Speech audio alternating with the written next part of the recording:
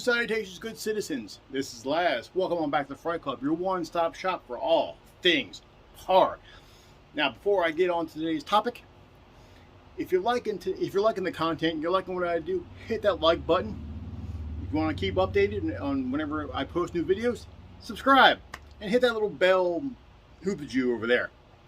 And also, if you want to help out a little bit and you want to be a member of the Fright Club, we've got ourselves a Patreon. Patreon.com/The Fright Club. And also you can join me on the social medias. The links will be down below. So, without further ado, yes indeed, this is going to be about Volume 2 of Season 4 of Stranger Things. Now, this is going to be a spoiler-free review. Absolutely spoiler-free. Granted, I might get a little bit just into the storyline, but not much, just the basics. But if you don't want to walk into this blind, cool. Come on back. I will say this, though. I was all excited.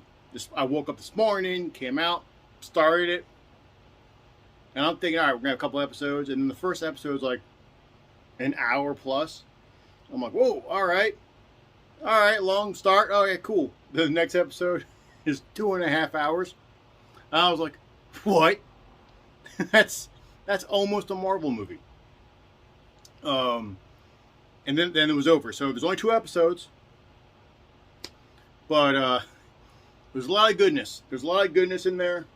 Basically, plot-wise is, you got Nancy, you got Steve, you got Eddie.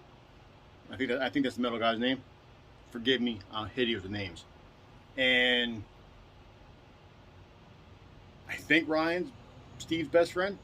Again, please forgive me, hideous with names.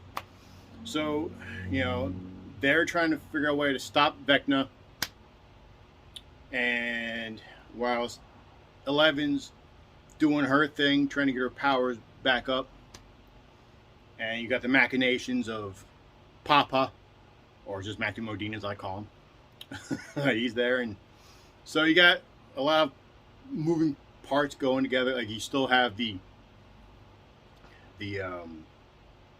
mob going after the Satanists.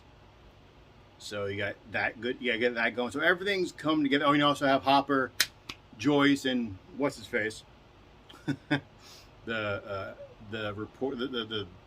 conspiracy theorist with the glasses and the beard, who speaks Russian now. Just can't think of the man's name. So they're in Russia. They're trying to get Hopper out. So you got all those plot lines coming together, and they come together quite nicely. Honestly, they do. The ending was really good. Like the volume 2 was really good, really well paced.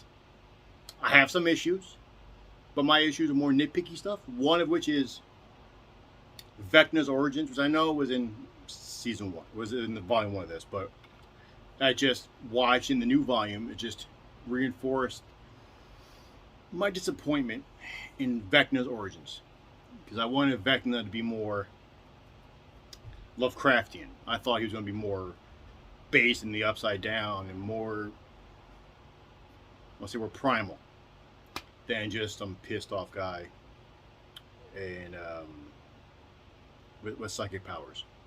Or not pissed off, crazy nutso guy with psycho powers. I was hoping he was more. In my head, I built him up as more. I wanted to be more. I wanted to be more Lovecraftian, as I said before. So I was a little annoyed by that. My second complaint is, I'm going to say this, I might get some hate for it. So before you start angrily typing on keyboards, let me finish. It's Will. Now, this season, they really seem to be leaning into the fact that Will is gay and he has a thing for Mike. Which I have no problem with that, honestly. This is not a complaint. It's not a complaint about any of that. I have no problem with Mike potentially being gay. It's cool. Whatever. My issue with it, honestly, is that Mike's not catching it. Now, I know he's, 14, 15 maybe? But, and yeah, it was in the 80s, so maybe it was different, but I remember being 14, 15. I caught on the cues pretty quick. But, however, if I'm right, it was handled really well in Volume 2. And also, as I'm thinking about it, this is not a spoiler. It's just things happen this volume. The writers came out and said something. I'm not going to repeat it because in case you didn't see it, leave it alone. I'm just going to warn you, if you're an emotionally stable human being, unlike me, and you care about these characters a lot, have tissues handy. Just leaving it out there for you. And now my third issue with this show, honestly, and it's something I didn't catch this season, really. And it's 11. 11 is right now. 11 is pre-Crisis Superman and He-Man. Here's what I mean.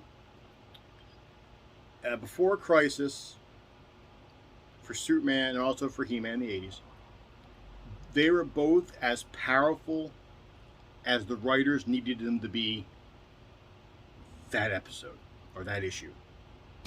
And it seems like that's what 11 is. 11 is just as powerful as the writers needed her to be. And there seems to be no build. There's no, oh, she's just, oh, nope, won't do this now. That annoys me. Which I hate saying because I love 11. She's like my second favorite character in the show. First being Dustin. Love me some Dustin. But I like 11 a lot. As I said before, I like most of the cast except for Lance's sister and Max. They both annoy the crap out of me. Lance did as well, but he really redeemed himself this season. But all in all, great episode. Great Volume 2. I suggest you all watch it. This is getting a bit longer than I anticipated. But however, so that's me. I'm signing off. See you all next week. Catch you all on the flip side, my brothers and sisters.